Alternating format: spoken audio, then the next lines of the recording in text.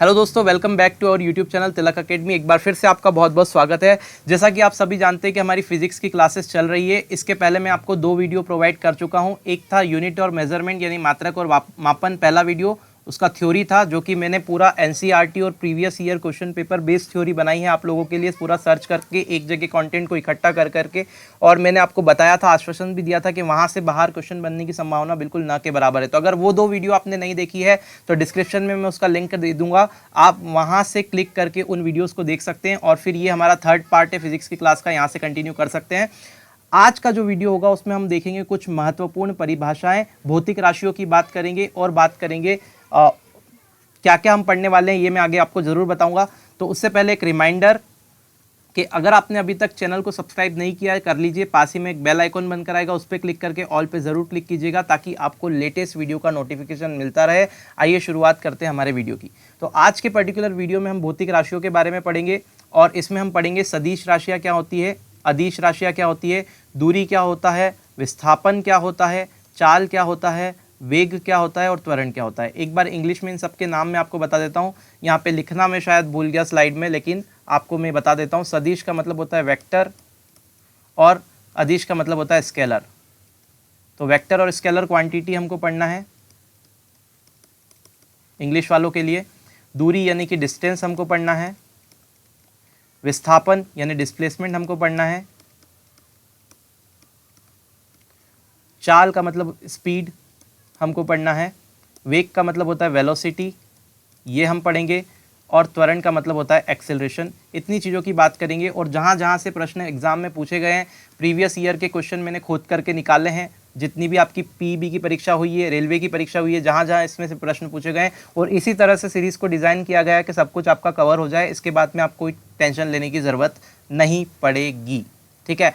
और वो क्वेश्चन की जो सीरीज़ होगी वो अगले वीडियो में आपको मिलेगी। तो पहले हम वीडियो में थ्योरी पार्ट पढ़ेंगे, एनसीईआरटी और प्रीवियस ईयर बेस्ड जो थ्योरी मैंने तैयार की है, उसके बाद में हम ऑब्जेक्टिव लगाएंगे। तो ऑब्जेक्टिव का वीडियो आपको इसके बाद मिलेगा। अगर दोस्तों एक छोटा सा रिक्वेस्ट है आपसे कि मेरी मेहनत आपको अच्छी लग रही है, तो आपसे एक छोटा सा रिक्वेस्ट है बस ये कि आपको वीडियोज़ को ज़्यादा से ज़्यादा शेयर करना है, ठीक है। तो अगर आपको वीडियो पसंद आता है, आपको लगता है कि ये वैल्यूएबल वीडियो है, तो इसको शेयर ज़रूर कीजिए। फालतू की चीज़ों को शेयर करने से अच्छा है इसको आप शेयर करके हमारा मनोबल बढ़ा सकते हैं, जिससे कि आगे भी आपको ऐसी वीडियो कंटिन्यूस मिलती रहे। अब दोस्तों हम लोग बात करते हैं सदिश और अदिश राशियों की। तो सबसे पहले हम बात करेंगे सदिश राशियों की। तो सदिश राशियों का मतलब होता है वेक्टर क्वांटिटी। तो आप देखिए पहले सदिश राशियाँ क्या होती है। तो मेरी बात को बहुत ध्यान से सुनिएगा, आपको पूरी तरीके से समझ में आ जाएगा। मैं जो बोल रहा हूँ बस उस पर ध्यान दीजिएगा। सदिश राशियाँ, तो सदिश राशियाँ वे भौतिक राशियाँ, फिजिक्स में ऐसी फिजिकल क्वांटिटी, वे भौतिक राशियाँ जिन्हें व्यक्त करने के लिए, जिनको रिप्रेजेंट करने के लिए हमें दिशा और परिमाण दोनों की आवश्यकता होती है। दिशा और परिमाण दोनों की आवश्यकता होती है। उन राशियों को हम सदिश राशियाँ कहते हैं। मतलब कि वे फिजिकल क्वांटिटी जिनको रिप्रेजेंट करने के लिए दिशा का मतलब होता है डायरेक्शन और परिमाण का मतलब होता है मैग्नीट्यूड, दोनों की आवश्यकता होती है। ऐसी फिजिकल क्वांटिटी को हम लोग क्या कहते हैं, तो आप कहेंगे वेक्टर क्वांटिटी कहते हैं, ठीक है। इन्हें क्या कहते हैं, सदिश राशियाँ कहते हैं। तो हमको जब भी सदिश राशियों की डेफिनेशन देनी होगी, जब भी सदिश राशियों को व्यक्त करना होगा, तो हमें दिशा भी बतानी पड़ेगी और परिमाण भी बताना पड़ेगा। अब आप कहेंगे सर ये परिमाण क्या है, तो इसको सिंपल लैंग्वेज में समझ लीजिए। इसका मतलब होता है मात्रा या क्वांटिटी। तो सिंपली ऐसी फिजिकल राशियाँ, ऐसी भौतिक राशियाँ जिनको व्यक्त करने के लिए, जिनको रिप्रेजेंट करने के लिए डायरेक्शन और मैग्नीट्यूड यानी कि दिशा और परिमाण यानी कि मात्रा, कितनी वैल्यू है उसकी, दोनों की ही आवश्यकता हो, दोनों की ही ज़रूरत पड़े, उसको हम कहते हैं सदिश राशि यानी कि वेक्टर क्वांटिटी। क्लियर है। अब बहुत सारी वेक्टर क्वांटिटी ऐसी होती है जिन्हें परीक्षाओं में पूछा जाता है, तो उनको हम ट्रिक से याद रखेंगे। वेक्टर और स्केलर में बच्चों को बहुत कन्फ्यूजन रहता है कि कहाँ वेक्टर कहाँ स्केलर, तो हम ट्रिक से याद रखेंगे। तो सबसे पहले हम देखते हैं वेक्टर क्वांटिटी यानी कि सदिश राशियों को याद रखने की ट्रिक। ध्यान से सुनिएगा, सदिश राशियों को याद रखने की ट्रिक है विषुवत बल, ठीक है। विषुवत बल से भी लगा लीजिए। तो यहाँ पे ट्रिक क्या होगी, विषुवत बल से। किस बल से भैया, विषुवत बल से। तो विषुवत में विषु आ रहा है, व आ रहा है, त आ रहा है, बल आ रहा है और से आ रहा है। तो विषु का मतलब होता है विस्थापन, विषु से आप याद रखेंगे विस्थापन, व से याद रखेंगे वेग, त से याद रखेंगे त्वरण, ब से याद रखेंगे बल और स से याद रखेंगे संवेग। ये जो राशियाँ होती है, ये सभी जो राशियाँ होती है, ये सदिश राशि होती है, यानी कि वेक्टर क्वांटिटी होती है। मेरे इंग्लिश वाले दोस्त ज़रा ध्यान से देख लीजिए, विषुवत यानी कि विस्थापन का मतलब होता है डिस्प्लेसमेंट, ठीक है। वेग का मतलब होगा वेलोसिटी, त्वरण का मतलब होगा एक्सिलरेशन, बल का मतलब होता है फोर्स और संवेग का मतलब होता है मोमेंटम। ये सारी चीज़ें आपको याद रखनी है, ठीक है। तो इस प्रकार से आप सदिश राशियों को याद रख सकते हैं। I hope that is clear, ये समझ में आ गया होगा। अब मैं आपको कुछ समझाता हूँ। जैसे कि मैंने बोला कि वेलोसिटी, एक कार की वेलोसिटी क्या है। तो जब आप वेलोसिटी बोलेंगे तो वेलोसिटी के साथ आपको डायरेक्शन बताना पड़ेगा कि आपकी जो कार है वो किस दिशा में। सिर्फ आप वेलोसिटी बता देंगे तो आपका काम नहीं चलेगा, इसलिए क्या है, सदिश राशि है। मैंने बोला मैंने एक वस्तु पे बल लगाया, तो आपका पहला ही प्रश्न होगा भैया कहाँ लगाया, ऊपर की तरफ से लगाया, नीचे से लगाया, बल साइड से लगाया, किधर से लगाया, आपको डायरेक्शन तो बतानी पड़ेगी। तो यहाँ पे आप देख रहे हैं बल लगाया बोला, तो आपने बल को बताया कि मैंने 10 न्यूटन का बल लगाया, किसी वस्तु पे 10 न्यूटन बल लगाया। तो 10 न्यूटन तो क्या हो गया, ये जो 10 न्यूटन आपने बोला है ये परिमाण हुआ, ये मैग्नीट्यूड हुआ, ये वैल्यू हुई, ये मात्रा हुई कि कितना आपने बल लगाया। तो भैया 10 न्यूटन बल लगाया। अब आपसे पूछा जाएगा किस डायरेक्शन में लगाया। अगर आप बल लगा रहे हैं, फोर्स लगा रहे हो, आपको डायरेक्शन ही नहीं पता किधर लगा रहे हैं, तो वो बल लगाना नहीं लगाना कोई काम की बात नहीं रह गई। तो आपको इसको पूरी तरीके से अगर फिजिकल क्वांटिटी को एक्सप्लेन करना है तो आपको ये मैग्नीट्यूड भी चाहिए और ये डायरेक्शन भी चाहिए कि किस डायरेक्शन में लगाया। दोनों ही की रिक्वायरमेंट है, इसलिए इसको वेक्टर क्वांटिटी कहते हैं। कोई भी वेक्टर क्वांटिटी को लिखने का तरीका होता है, इस तरह से एक एरो लगा दिया जाता है, या सिंपली आप ऐसे भी लिख सकते हैं, ठीक है। तो बल को आपने देखा होगा एफ के ऊपर ऐसे वेक्टर लगा के लिखते हैं। बल के अगर न्यूटन के द्वितीय नियम से देखें तो बल की जो परिभाषा होती है F = ma होता है, मास इंटू एक्सेलरेशन होता है। ये आपको ध्यान रखना है। ये सारी चीज़ें हम आगे पढ़ेंगे, गति के नियम जब पढ़ेंगे। अभी आपको ये चीज़ें ध्यान नहीं रखनी है, अभी सिर्फ आपको सदिश और अदिश राशियाँ याद रखनी है। अब बात करेंगे अदिश राशियों की। अदिश राशियों का मतलब होता है स्केलर क्वांटिटी।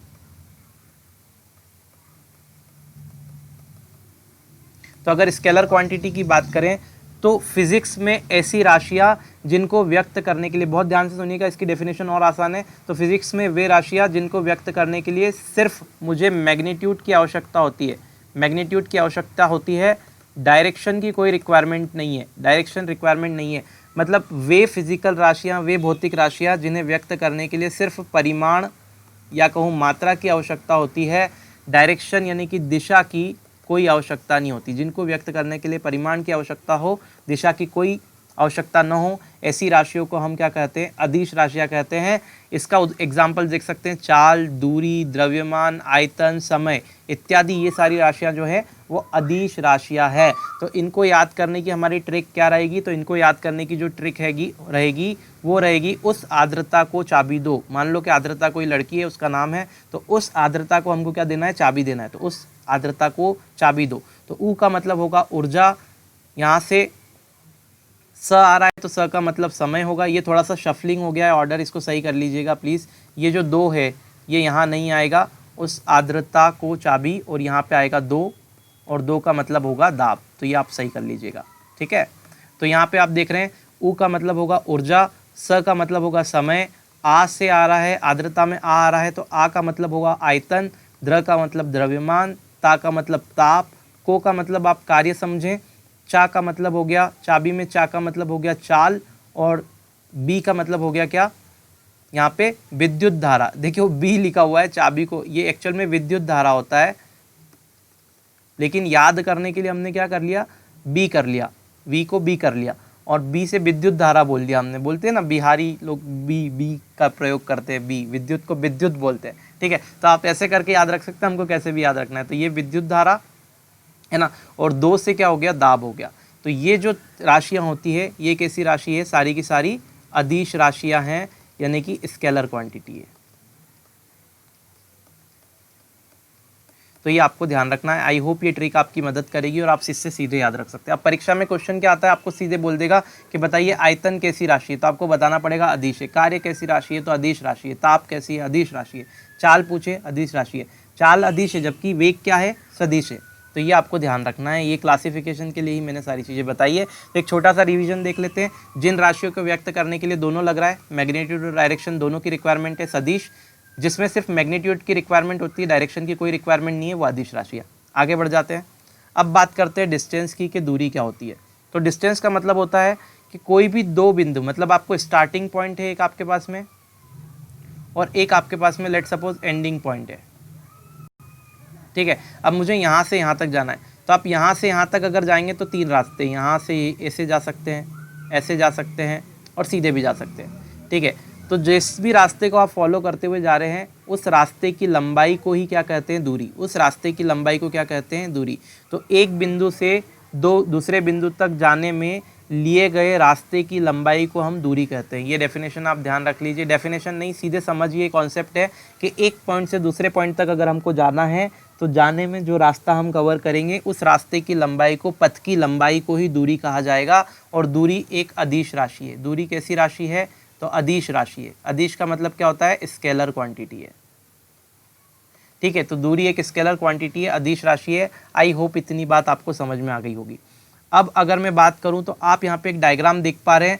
अब मुझे देखिए, अगर इस बच्चे को यहाँ ए पॉइंट से सी पॉइंट तक जाना है और ये लाल वाले रास्ते को लेके चलता है, तो लाल वाले रास्ते को लेके चलता है तो ये 4 मीटर यहाँ जाएगा और फिर 3 मीटर यहाँ जाएगा। तो इसकी दूरी कितनी हो गई, 4 और 3 यानी कि 7 मीटर जो हो गई, ये दूरी हो गई।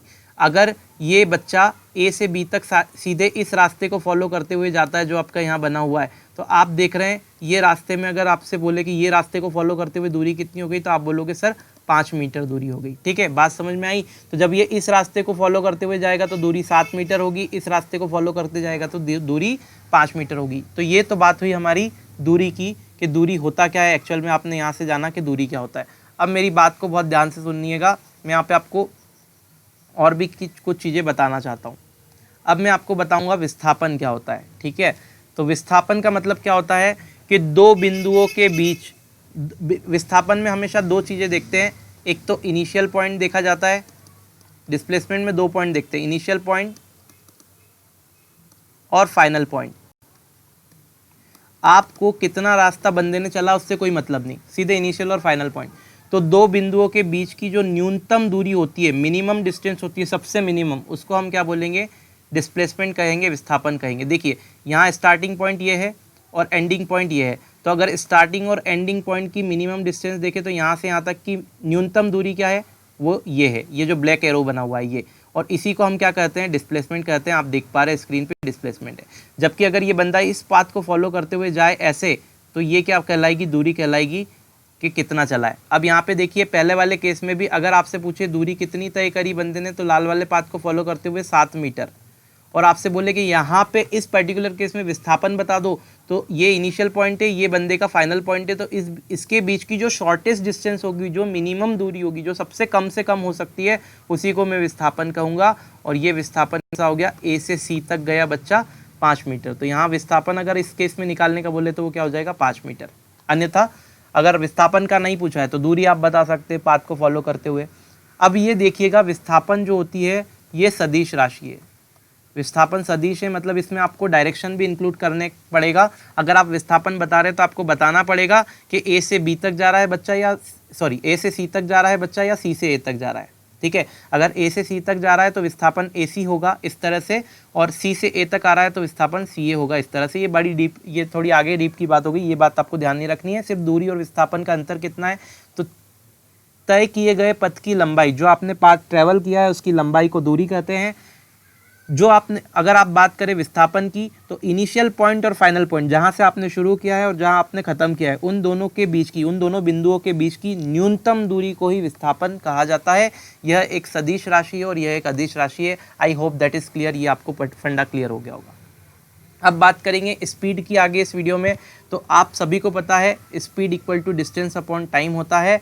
यानी कि अगर मैं यहाँ पे बात करूँ तो स्पीड को हिंदी में कहा जाता है चाल। तो चाल बराबर होता है दूरी बटे समय। जिन्होंने मुझसे गणित पढ़ा है वो तो बहुत अच्छे से समझ सकते हैं इस चीज़ को कि क्या होती है चाल, दूरी, समय, इसका धुआं निकाल दिया था हमने। ठीक है, तो स्पीड जो होता है वो होता है अगर मैं बात करूँ स्पीड की बात करूँ तो इसको हिंदी में चाल कहा जाता है। चाल बराबर दूरी बटे समय होता है। इसको अगर ज़रा ध्यान से देखिए, ये फॉर्मूला आप यहाँ पे देख रहे हैं, speed equal to distance upon time. तो ये डिस्टेंस है, ये टाइम है। अब मुझे बताइए दूरी का मात्रक क्या होता है, तो ये होता है मीटर। एक चीज़ मैं पिछली स्लाइड में आपको बताना भूल गया, वो मैं आपको बता देता हूँ। दूरी का जो मात्रक होता है वो मीटर होता है, मैंने आपको पहले पिछले वीडियो में बता दिया। हालांकि डिस्प्लेसमेंट का भी जो SI यूनिट होता है वो मीटर होता है। दोनों को मीटर में नापा जाता है, लेकिन ये सदिश राशि है, ये अदिश राशि है। आगे देख लेते हैं। तो जो अगर मैं हम इसकी यूनिट निकालने की बात करें, जैसा कि मैंने यहाँ देखा था, speed equal to distance upon time. Distance का यूनिट मीटर होता है, टाइम का यूनिट सेकंड होता है। तो आप देख पा रहे हैं चाल का जो यूनिट होगा, चाल की जो SI इकाई होगी वो होगी मीटर प्रति सेकंड। तो दूरी का मात्रक मीटर और समय का सेकंड, तो ये जो आप यूनिट देख रहे हैं ये बनेगी मीटर प्रति सेकंड। ठीक है, तो इसकी इकाई जो होती है चाल की, ये मीटर पर सेकंड होती है। स्पीड की यूनिट क्या होती है, SI यूनिट मीटर पर सेकंड। ये क्वेश्चन पूछा जाता है, इंपॉर्टेंट है, याद रखिएगा। फॉर्मूला पूछे तो डिस्टेंस अपॉन टाइम। और ये कैसी राशि है, तो ये एक अदिश राशि है। चाल की बात करें तो ये अदिश राशि है। अदिश राशि क्यों है, क्योंकि यहाँ पे आप देखिए डिस्टेंस आ रहा है, दूरी आ रहा है। दूरी कैसी है, अदिश राशि है। समय भी कैसा है, राशि अदिश है। तो अगर ये दोनों अदिश है तो आपका ये जो जो चाल होगी वो भी क्या होगी, अदिश राशि होगी। स्पीड भी अदिश राशि होगी। किसी भी वाहन की गति को किस डिवाइस द्वारा नापा जाता है, तो उस डिवाइस का नाम है स्पीडोमीटर। आप देख रहे हैं आपकी गाड़ियों में स्पीडोमीटर लगे होते हैं। आप देख रहे हैं इस तरह से, आप देख पा रहे होंगे आपकी जो गाड़ियाँ रहती है टू व्हीलर, ऐसे तरह से स्पीडोमीटर उसमें लगे रहते हैं, 10 की, 20 की, 30 की, 50 की। अगर आप मान लो 50 की स्पीड पे चल रहे हैं, इसका मतलब है कि वो 50 किलोमीटर प्रति घंटा बता रहा है। मतलब आपकी बाइक अगर उसी स्पीड से चलती रही तो 1 घंटे में कितना जाएगी, 50 किलोमीटर। अगर मैं डेफिनेशन की बात कर लेता हूँ, आपने तो देख ही लिया, तो इसको डेफिनेशन कैसे देंगे, स्पीड की, चाल की डेफिनेशन यानी कि परिभाषा कैसे देंगे, तो एकांक समय में तय की गई दूरी को ही क्या कहते हैं, चाल कहते हैं। तो अगर मैं 50 किलोमीटर पर घंटे की बात करूं, इसका मतलब बंदा 50 किलोमीटर चल रहा है कितने में, 1 घंटे में। 1 घंटे का मतलब क्या हो गया, ये यूनिट टाइम हो गया, एकांक समय हो गया क्या नहीं, 1 घंटा। तो 1 घंटे में तय की गई दूरी ही क्या होती है, चाल होती है। बस इतना समझ लीजिए। तो आई होप जितनी बातें मैंने आपको बताई है क्लियर होगी। अब वेग की बात करते हैं, वेलोसिटी की बात करते हैं।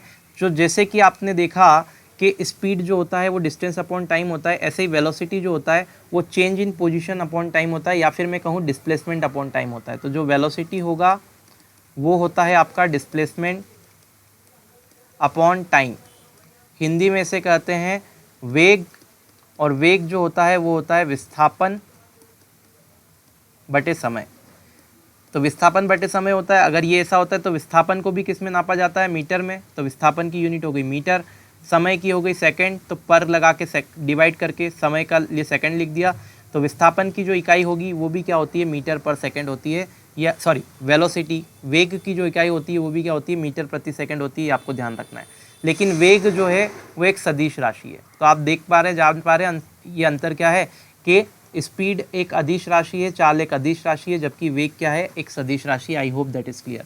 अब बात करेंगे एक्सीलरेशन की यानी कि त्वरण की। तो त्वरण क्या होता है, तो त्वरण की अगर थोड़ी सी बात कर ली जाए तो वस्तु के वेग में परिवर्तन की दर को त्वरण कहा जाता है। यानी कि अगर हिंदी में बात करूं तो जो त्वरण होता है वो वस्तु के वेग में परिवर्तन की दर होता है। मतलब वेग में परिवर्तन किसके सापेक्ष होगा, किसके रिस्पेक्ट में होगा, समय के सापेक्ष। टाइम जाएगा जब भी तो वेग वेलोसिटी चेंज होगा, वहीं के वहीं उसी सेकंड में कैसे होगा, है ना। तो समय के सापेक्ष वेग में परिवर्तन की दर को ही क्या कहा जाता है, त्वरण कहा जाता है ना। टाइम के रिस्पेक्ट में वेलोसिटी में जितना चेंज आया उसे क्या कहते हैं, एक्सीलरेशन कहते हैं। तो यहाँ पे त्वरण का सूत्र क्या हो जाएगा, फॉर्मूला क्या हो जाएगा, वेग अपॉन समय। ठीक है, यानी कि वेलोसिटी अपॉन टाइम। तो देखिए यहाँ पे वेलोसिटी में क्या लिखा हुआ है, परिवर्तन की दर है, तो यहाँ पे चेंज इन वेलोसिटी लिया हुआ है, फाइनल माइनस इनिशियल, है ना। और ये जो है न्यूटन की प्रथम समीकरण है, जो कि इस सूत्र का इस एक्सीलरेशन त्वरण का प्रयोग करके निकाली जाती है, v equal to U plus A T. हम गति के नियम पढ़ेंगे तब ये समीकरण को भी डिस्कस कर लेंगे, अभी इस पर ध्यान नहीं देना है। तो त्वरण यानी कि एक्सीलरेशन इक्वल टू क्या होगा, वेलोसिटी अपॉन टाइम होगा। अब मुझे बताइए इसकी यूनिट कैसे निकालेंगे। तो आप देख रहे हैं वेलोसिटी की यूनिट क्या होती है, तो अब ने आपको बताया मीटर पर सेकंड होती है, यहाँ से टिप लीजिए। और अपॉन, तो ये अपॉन, और त्वरण, त्वरण का सॉरी समय, यहाँ पे क्या है समय, तो समय का मतलब क्या होता है टाइम, ठीक है, क्लियर है। और टाइम की यूनिट क्या होती है सेकंड। तो आप देख रहे हैं इस सेकंड का यहाँ गुणा हो जाएगा तो कितना बनेगा मीटर प्रति second square. I hope that is clear. तो यहाँ पे जो त्वरण की आपकी इकाई बनती है वो होती है मीटर प्रति सेकंड स्क्वायर। तो ये आपको ध्यान रखना है, वेरी इंपॉर्टेंट है, कितनी ही बार परीक्षा में ये क्वेश्चन पूछा गया है। अब त्वरण आपसे पूछे कैसी क्वांटिटी है, तो ये एक वेक्टर क्वांटिटी है। कैसी राशि है, वेक्टर क्वांटिटी, यानी कि ये एक सदिश राशि है, ठीक है, ये आपको ध्यान रखनी है चीज़ें, ये एक सदिश राशि है। अच्छा, एक चीज़ आपको ध्यान रखनी है कि त्वरण को हम ए सिंबल से बताते हैं, तो आप इसको ऐसे भी लिख सकते हैं ए वेक्टर, क्लियर। तो आई होप जितनी चीज़ें मैंने आपको बताई है पूरी पिक्चर क्लियर हो गई होगी। यहाँ से क्वेश्चन बनने की पूरी संभावना, और मैं बोल रहा हूँ यहीं से बनते हैं। आपको ये सारी चीज़ें याद रखनी है, बस जितनी मैंने बताई है। अगला देखते हैं, हमारे आज के वीडियो का लास्ट जो टॉपिक होगा वो संवेग होगा, मोमेंटम होगा। मोमेंटम क्या होता है देखते हैं। तो किसी भी गतिमान वस्तु की, मैं जो बोल रहा हूँ वो सुनिएगा, कोई भी गतिमान वस्तु की, कोई भी मूविंग ऑब्जेक्ट की का मास और वेलोसिटी का जो मल्टीप्लिकेशन होता है उसी को हम मोमेंटम कहते हैं। मतलब कोई भी मूविंग ऑब्जेक्ट का मास और वेलोसिटी दोनों का मल्टीप्लाई कर दिया जाए तो क्या निकल जाता है, त्वरण निकल जाता है, सॉरी मोमेंटम निकल जाता है। मोमेंटम का मतलब होता है संवेग निकल जाता है। तो संवेग जो होता है किसी वस्तु का, किसी भी गतिमान वस्तु का जो संवेग होता है वो उसके द्रव्यमान और वेग का गुणनफल होता है। तो किसी भी गतिमान वस्तु के द्रव्यमान और वेग के गुणनफल को ही क्या कहते हैं मेरे दोस्त, संवेग कहते हैं। ये बात ध्यान रखिएगा। अब अगर इसकी यूनिट की बात कर ली जाए तो इसकी यूनिट जो होती है, द्रव्यमान की यूनिट क्या होती है, किलोग्राम होती है, ठीक है, केजी होती है। और वेग की यूनिट मीटर प्रति सेकंड होती है, मीटर पर सेकंड होती है।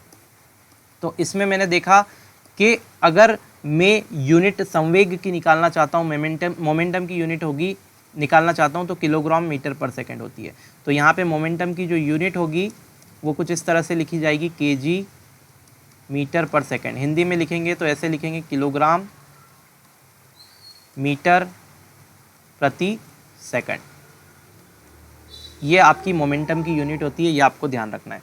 अब ये जो मोमेंटम होता है, संवेग होता है, ये भी एक सदिश राशि होगी, यानी कि ये एक वेक्टर क्वांटिटी होता है। ये हमने पढ़ लिया है। कौन सी राशि क्या है आपको ट्रिक से मैंने बता दिया है। तो ये एक वेक्टर क्वांटिटी होती है। कैसे, मास और वेलोसिटी का मल्टीप्लिकेशन है। तो मास तो छोड़ें, वेलोसिटी जो होती है क्या होती है, वेक्टर क्वांटिटी है। तो वेक्टर क्वांटिटी का इससे मल्टीप्लाई किया तो मोमेंटम भी क्या होगा, वेक्टर क्वांटिटी। जो मोमेंटम होता है इसे पी सिंबल द्वारा प्रदर्शित किया जाता है, मतलब सिंबल पी से इसको रिप्रेजेंट करते हैं। ये आपको ध्यान रखना है, ऐसे पी वेक्टर लगा करके। तो ये इतनी चीज़ें हैं जो आपको मोमेंटम के बारे में याद रखना है। ये सारी चीज़ें यहाँ पे ख़त्म होती है। यहाँ पे आप देख रहे हैं किलोग्राम मीटर प्रति सेकंड इसका यूनिट होता है, ये सारी चीज़ें लिखी हुई है। तो ये वीडियो यहाँ पे ख़त्म होता है। आई होप ये आपको वीडियो बहुत पसंद आएगा और आपकी बहुत ज़्यादा सहायता करेगा। अभी मैं इस वीडियो के बाद में आपके ऑब्जेक्टिव डालूंगा, जितने भी इस टॉपिक से ऑब्जेक्टिव आए हैं, जिन जिन परीक्षाओं में इन पर्टिकुलर चीज़ों से क्वेश्चन पूछे गए हैं वो हम देखेंगे। इसके बाद नेक्स्ट टॉपिक पढ़ेंगे। अगर आपको वीडियो पसंद आया है, आप चाहते हैं कि ऐसी वीडियो आपको कंटिन्यूसली मिलती रहे लंबे समय तक और मैं आपको पूरा सिलेबस करवाऊं, तो आपको सिर्फ इतना करना है कि इस वीडियो को ज़्यादा से ज़्यादा शेयर करना है। जितना ज़्यादा आप शेयर करेंगे, जितना ज़्यादा आप इस पर रिस्पॉन्स देंगे, उतना ही मेरा मनोबल बढ़ेगा और मैं आगे की वीडियोज़ आपके लिए इसी तरह से लेकर आता रहूँगा जल्दी जल्दी। ठीक है, तो ये वीडियो को यहीं ख़त्म करते हैं। एक छोटा सा रिक्वेस्ट, अगर आपने चैनल को सब्सक्राइब नहीं किया तो कर लीजिए, बेल आइकॉन को दबा दीजिएगा और ऑल पे क्लिक कर दीजिएगा ताकि आपको लेटेस्ट वीडियो का नोटिफिकेशन मिले। वीडियो अच्छा लगा है तो बिना लाइक करें ना हटें, शेयर ज़रूर करें ज़्यादा से ज़्यादा। एक और इम्पॉर्टेंट इन्फॉर्मेशन कि अगर आपने अभी तक हमारा इंस्टाग्राम अकाउंट ज्वाइन नहीं किया है तो आप अब उसे ज्वाइन कर सकते हैं। हम लोग डेली रेगुलर बेसिस पे इस पे इम्पॉर्टेंट फैक्ट डालते हैं विथ 3D पिक्चर्स, ऐसे इम्पॉर्टेंट फैक्ट जहाँ से प्रश्नों के आने की संभावना परीक्षा में अधिक रहती है। तो वो आप फॉलो कर करके उसको देख करके और आपकी मेमोरी में वो चीज़ें स्टोर कर सकते हैं। जो भी वीडियोस मैं बनाता हूँ उनकी टेलीग्राम पे आपको PDF मिल जाती है। तो अगर आपने टेलीग्राम चैनल ज्वाइन नहीं किया है तो ज्वाइन कर सकते हैं ताकि आप सभी वीडियोस की या फिर बोलें कि जितनी भी कंटेंट मैं प्रोवाइड करता हूँ वो सब टेलीग्राम पे करता हूँ, तो वो सारी चीज़ें आप डाउनलोड कर पाएँ। तो ये आप ज्वाइन कर सकते हैं। इसको ज्वाइन करने के लिए आप क्या करेंगे, तिलक अकेडमी टेलीग्राम पे सर्च करेंगे, आपको हमारे चैनल का लोगो मिल जाएगा, वहाँ से आप ज्वाइन कर सकते हैं। चलिए मैं मिलता हूँ आपसे नेक्स्ट वीडियो में, तब तक के लिए जय हिंद।